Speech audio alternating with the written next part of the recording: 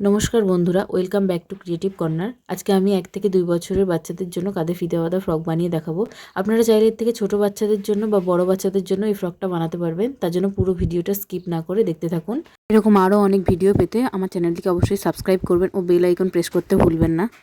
এবার আমরা কাপড়টাকে 4 ভাঁজে ভাঁজ করে নিয়েছি। 4 ভাঁজে ভাঁজ করে নিয়েছি। এবার আমরা নিয়ে নেব এখানে বডি লম্বা। বডি লম্বা হচ্ছে কাঁধ থেকে নাভি পর্যন্ত যে দূরত্বটা হয় সেটা হচ্ছে আমাদের এখানে 7 ইঞ্চি। তার সঙ্গে আমরা 1 ইঞ্চি সেলাই মার্জিন যোগ করে নিয়েছি, টোটাল হচ্ছে 8 ইঞ্চি। আপনারা যখন এটা নিউবর্ন বেবিদের ক্ষেত্রে করবেন তখন আপনারা এই বডি লম্বাটা নিয়ে নেবেন 7 ইঞ্চি। যখন এটা 2 বছরের থেকে বেশি বয়সের বাচ্চা হবে সেক্ষেত্রে আপনারা কাঁধ থেকে নাভি পর্যন্ত মাপটা নিয়ে নেবেন। পুটের মাপের ক্ষেত্রে নিউবর্ন থেকে 2 বছর বয়সী বাচ্চাদের আপনারা 4 ইঞ্চি পুট নিয়ে নেবেন। আর এর থেকে যখন বড় বাচ্চা হবে সেক্ষেত্রে আপনারা পুরো টোটাল কাঁধের মাপ নিয়ে সেই কাঁধের মাপটাকে অর্ধেক করে নেবেন। আর মোহরার ক্ষেত্রে আমরা পুট যা নেব মোহরাও তাই নেব। 2 বছর পর্যন্ত বাচ্চাদের পুট 4 নিলে মোহরাও 4ই নেব। যখন পুট 4.5 নেব তখন মোহরা 4.5 নেব। যখন পুট 5 নেব সেক্ষেত্রে আমরা মোহরা 5 নিয়ে নেব। ছাতির ক্ষেত্রে নিউবর্ন বেবিদের জন্য সেলাই মার্জিন সহ 5.5 ইঞ্চি নিয়ে নেবেন।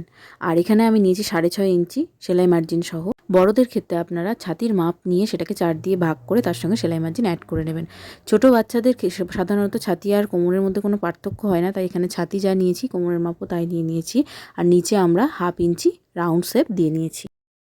এবার আর্মহোলের শেপটা আমরা দিয়ে নেব। এবার আমরা নেব গলার চওড়া। গলার চওড়া এখানে আমরা 2 ইঞ্চি নিয়েছি। নিউবর্ন বেবিদের ক্ষেত্রে আমরা এটা 1.75 বা 1 ইঞ্চি 6 সুত নিয়ে নেব। আর 2 থেকে 3 বছর বয়সী বাচ্চাদের জন্য আমরা 2 ইঞ্চি 2 সুত নিয়ে নেব। তার থেকে বড় বাচ্চাদের 2.5 ইঞ্চি নিয়ে নেব।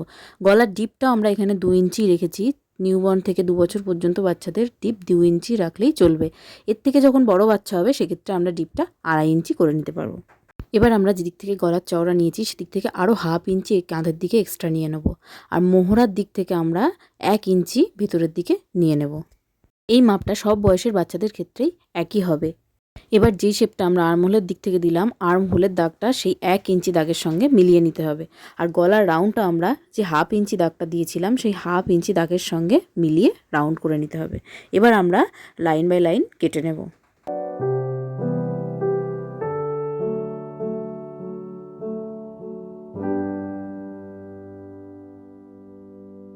টপ পার্টের কাটিং আমাদের কমপ্লিট হয়ে গেল।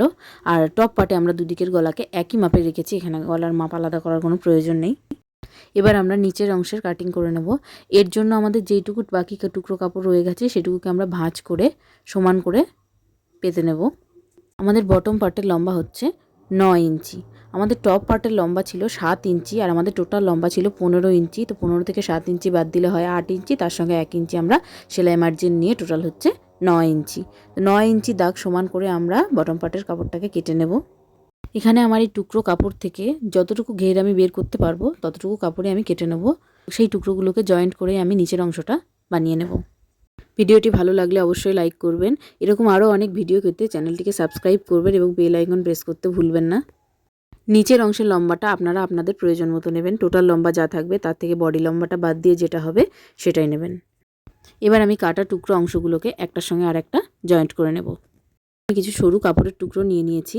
এই কাপড়ের টুকরোগুলো দিয়ে আমরা কাঁধের ফিতে ও গলার পাইপিং করব। তো এর জন্য আমরা টপ পার্টটা নিয়ে নিয়েছি। টপ পার্টের এটা হচ্ছে উল্টো দিক আর এটা হচ্ছে সোজা দিক। এবার আমরা কালো কাপড়ের টুকরোটাকে প্রথমে নিয়ে নেব। কালো কাপড়ের টুকরোটার চওড়া নিয়েছি আমি 1.5 ইঞ্চি। তো এই 1.5 ইঞ্চি কাপড়ের টুকরোটাকে আমরা দুভাজে মুড়ে নেব, নিয়ে উল্টো সাইডে বসাবো। আমার উল্টো সাইডে বসিয়ে গলার রাউন্ডে রাউন্ডে আমরা সেলাই করে নেব। পট্টিটাকে দুভাজে ভাঁজ করে নিলে একটাই সুবিধা হয়, এটাকে যখন আমরা সোজা পিঠে টার্ন করব তখন আমাদের ধারগুলোকে আর মোড়ানোর প্রয়োজন পড়ে না। পট্টিটা আমাদের লাগানো হয়ে গেছে। এবার পট্টিটাকে আমরা টার্ন করব। তার জন্য কি করতে হবে, আমাদের যে রাউন্ড নেকটা আছে সেটাতে একটু একটু কাট লাগিয়ে দিতে হবে। এমনভাবে কাট লাগাতে হবে যেন সেলাইটা না কাট পড়ে যায়। আর যদি এক্সট্রা সুতো বেরোনো কাপড় থাকে সেক্ষেত্রে আমরা কাপড়টাকে হালকা হালকা করে কেটে ফেলে দেবো। এবার আমরা পট্টিটাকে সোজা দিকে টার্ন করে নেব। টার্ন করে নেওয়ার পর একদম ধার দিয়ে পুরো পট্টিটাতে রাউন্ডভাবে সেলাই লাগিয়ে নেব।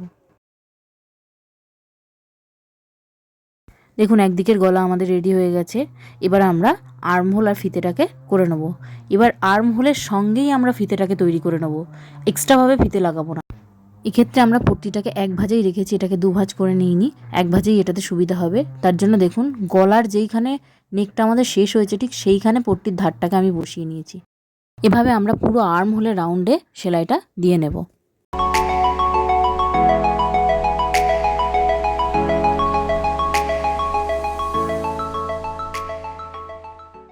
এবার আমরা আর্মহোলের রাউন্ডে ছোটো ছোটো কাট লাগিয়ে নেব। এমনভাবে কাট লাগাতে হবে যেন সেলাই না কেটে যায়। এবার এটাকে আমরা সোজা দিকে টার্ন করব।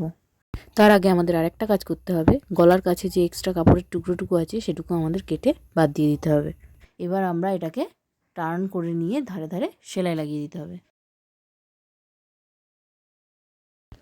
ফিতের কাছে এসে আমরা কি করব এবার ভালোভাবে দেখবেন। ফিতের কাছে এসে আমাদের দু সাইডটাকেই মোড়াতে হবে পট্টিটার, কারণ দুদিকের ধারই আমাদের খোলা আছে, না হলে সুতো বেরিয়ে যাবে। দু সাইড থেকেই ধারটাকে একটু একটু করে মুড়িয়ে নিয়ে সেটাকে দু সাইডের মুখটাকে এক জায়গায় করে আমাদের সেলাই লাগিয়ে দিতে হবে। আরও একবার দেখিয়ে দিচ্ছি, দেখুন কিভাবে করছি। উল্টো পিঠে আমি পট্টিটাকে বসাচ্ছি, বসিয়ে পুরো আর্মহোলের রাউন্ডে সেলাই করে নিচ্ছি। সেলাইটা কতটা আসছে ঠিক দেখুন। সেলাইটা ঠিক আমাদের নেকটা যেখানে শেষ হয়েছে সেইখানে আমাদের পট্টিটার ধারটাকে দিতে হবে। এইভাবে করলে আমাদের কাঁধ থেকে খুলে পড়ে যাওয়ার ব্যাপারটা থাকে না, ফিটিংসটা খুব সুন্দর আসে। একইভাবে আমরা ওই গলার কাছে যে এক্সট্রা কাপড়ের টুকরোটুকু আছে সেটুকু কেটে বাদ দিয়ে দেবো, আর আর্মহোলের রাউন্ডে আমরা কাট লাগিয়ে নেব। এই আর্মহোলের ক্ষেত্রে আমরা ফিতের দিক থেকে সেলাইটা শুরু করব। সেক্ষেত্রে আমরা পট্টিটার দুটো সাইডটাকে একটু একটু মুড়িয়ে সেই মাথা দুটোকে এক জায়গায় করে আমরা সোজাভাবে সেলাই লাগাতে থাকব।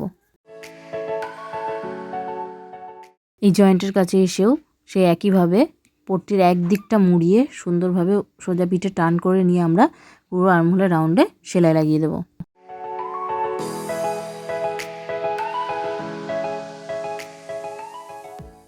দেখুন একদিকের গলা আমাদের কাঁধের ফিতে সমেত রেডি হয়ে গেছে। একইভাবে আমরা আর একটা পার্টকেও করে নেব।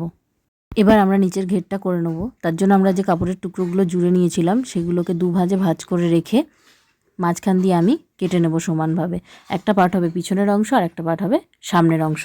এবার কি করব দেখুন, আমাদের মেশিনের যে সবথেকে বড় সেলাইয়ের ঘরটা আছে 5 নম্বর ঘর, সেই ঘরে আমরা মেশিনের সেলাইটাকে নিয়ে যাব।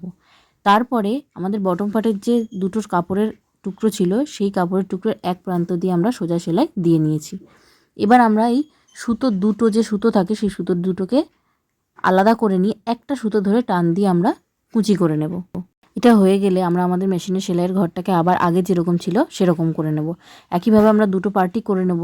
কুচিটাকে আমরা আমাদের টপ পার্টের যে কোমরের লেন্থ আছে সেটা সমান করে অ্যাডজাস্ট করে নেব। এবার উপরের পার্টের সোজা সাইডের সঙ্গে নিচের পার্টের সোজা সাইড রেখে আমরা সেলাই দিয়ে নেব। দেখুন দুটো পার্টি আমি সেলাই দিয়ে কমপ্লিট করে নিয়েছি। এবার ফ্রন্ট পার্টে আমরা বেল্ট লাগিয়ে নেব। বেল্ট লাগানোর জন্য আমরা একটা কালো কাপড়ের টুকরো নিয়েছি, সেটাকে আমরা দুভাজে ভাঁজ করে নিয়েছি। কোমরের পট্টির চওড়াটা আপনারা নিজেদের ইচ্ছা মতো নিতে পারেন। এবার সেলাইয়ের যে দাগটা আছে কোমরের, সেই দাগ বরাবর কালো কাপড়টাকে বসিয়ে নিয়ে নিচের ঘেরের উপর দিয়ে আমরা পুরো কোমর বরাবর সেলাইটা দিয়ে নেব।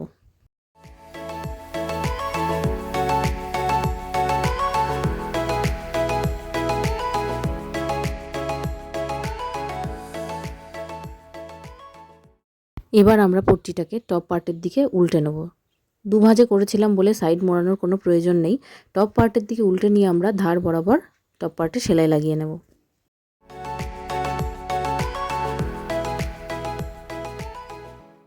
একইভাবে আমরা নিচের যে পোর্শনটা আছে সেটাতেও একটা চাপ সেলাই দিয়ে নেব। আমাদের সামনের পার্ট একদম রেডি। এবার আমরা পিছনের পার্টটাকে নেব। সামনের পার্টে সোজা পিঠের সঙ্গে পিছনের পার্টে সোজা পিঠটাকে মিলিয়ে আমরা সাইড বরাবর দুদিকেই সেলাই দিয়ে দেব।